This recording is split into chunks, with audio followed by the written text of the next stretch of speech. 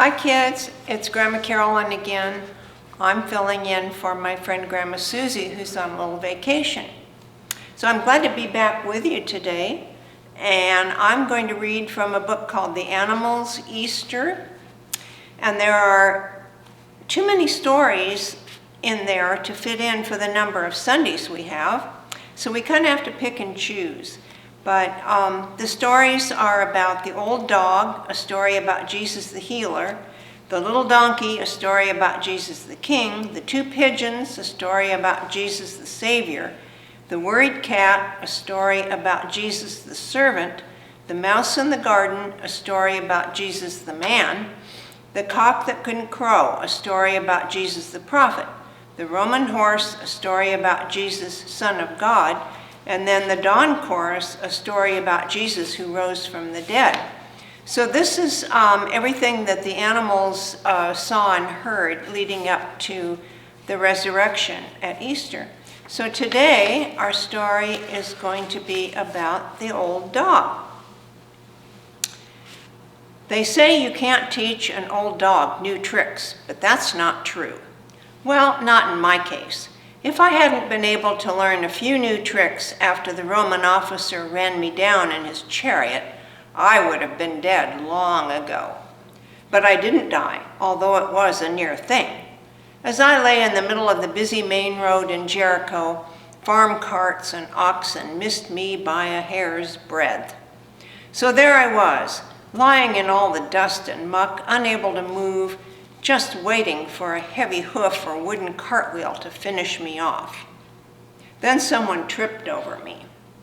If it had been anyone other than Bartimaeus, I wouldn't be here to tell the tale, for most people would have left me lying there.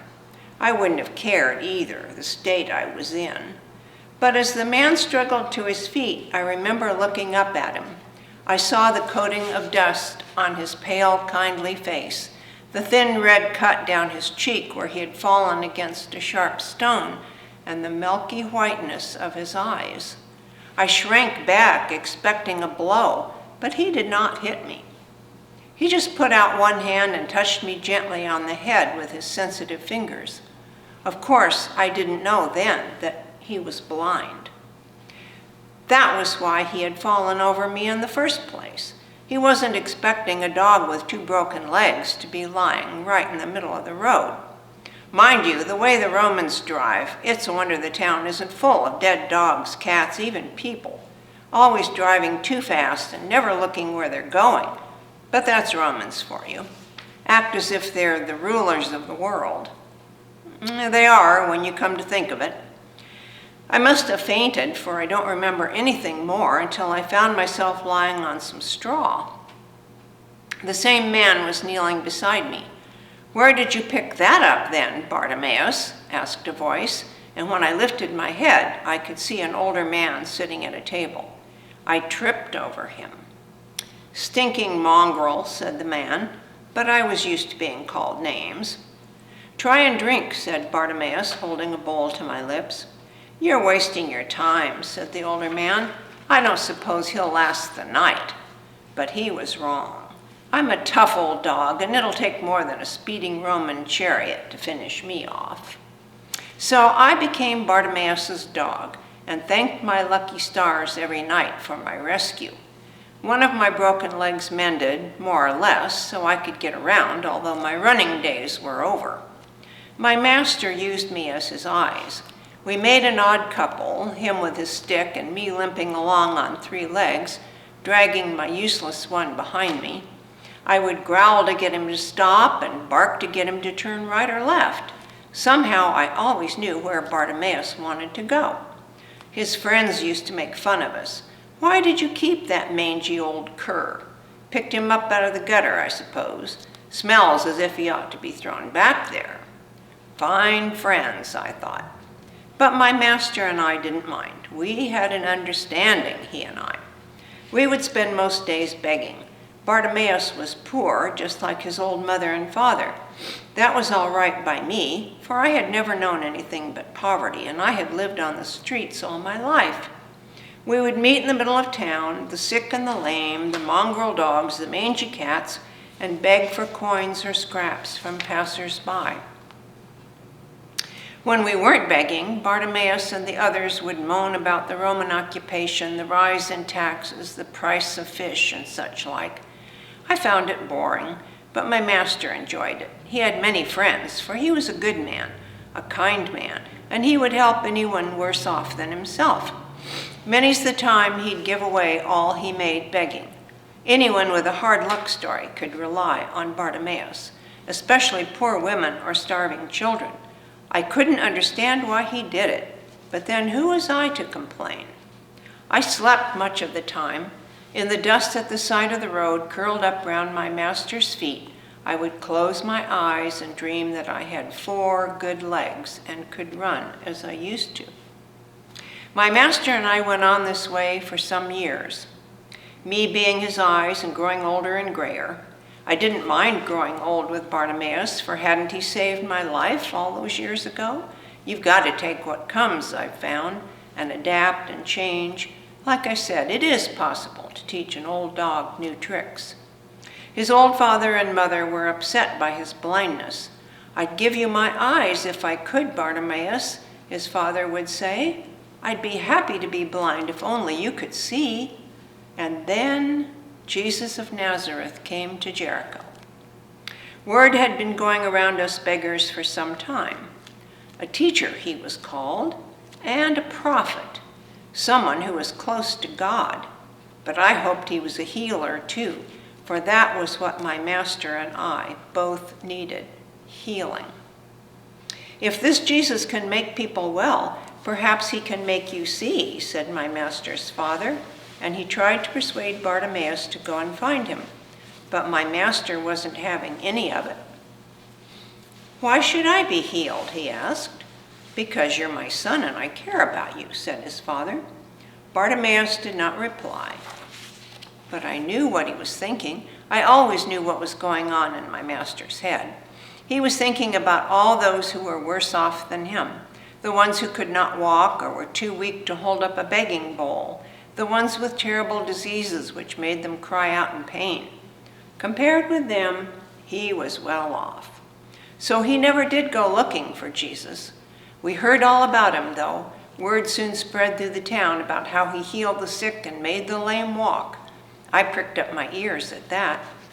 Go and see him, Bartimaeus, urged his friends. But my master, who like me has a stubborn streak, refused, although I knew that deep down he really wanted to meet this Jesus. He hated being blind, almost as much as I hated being lame. And although you can get used to anything, the longing to be healed never leaves you. On the day Jesus was to leave the town, he passed by my master. You couldn't imagine a poorer, more down-at-heel bunch than Jesus and his friends. They were wearing plain, dusty robes and worn-out sandals. I wouldn't have looked at them twice if it hadn't been for Jesus. He was different. He was simply dressed and looked just as dirty and just as hungry and just as tired, but there was something about his eyes. They were deep and dark like pools of water. You felt that those eyes had seen everything and known everything, and when Jesus looked at you, you felt he knew all about you, the bad bits as well as the good. It didn't worry me, although there had been a few bad bits in my life, and I'd a few guilty secrets I'd rather no one knew about. His look just made me feel happy. I was quite surprised. I'd not felt like that since I was a puppy, safe in the knowledge that my mother was there to fight my battles and protect me when I got into scrapes. I wagged my tail. But Jesus had not come to see me, of course, and didn't look at me for long. He was looking at my master, who was sitting huddled in his old cloak, for it was not quite spring and there was a bite in the air. Jesus looked as if he was waiting for something, but my master, who, as I've said, can be as stubborn as a mule, just stared blindly at the ground. Then Jesus moved away. Go on, say something, I wanted to bark. That was Jesus. Don't just sit there like a fool. Those that don't ask don't get. Suddenly, as if reading my thoughts, my master began to shout, Jesus, have pity on me. Everyone turned towards us. "Have pity on me," my master shouted once more. "Call him," Jesus said. Bartimaeus jumped to his feet and threw off his cloak.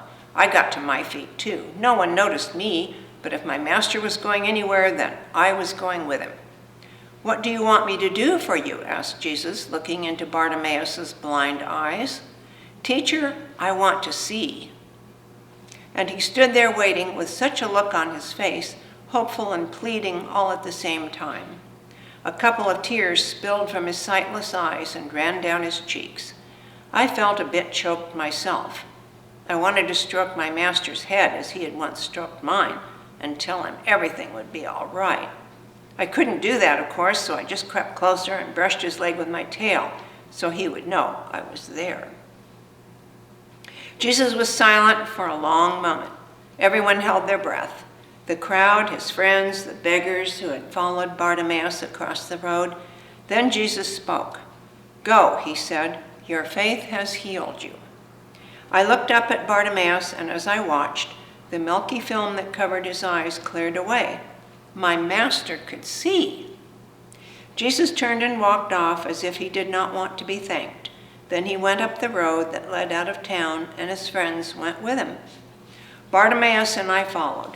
Bartimaeus walking tall and straight and looking from side to side as if he could never get enough of the sights he saw, although they were only the dusty streets and shabby buildings of the poor quarter of Jericho. And me? I went with my master, running proudly beside him on my 4 sound legs. Thank you for listening and being a good audience, and I'll see you next Sunday.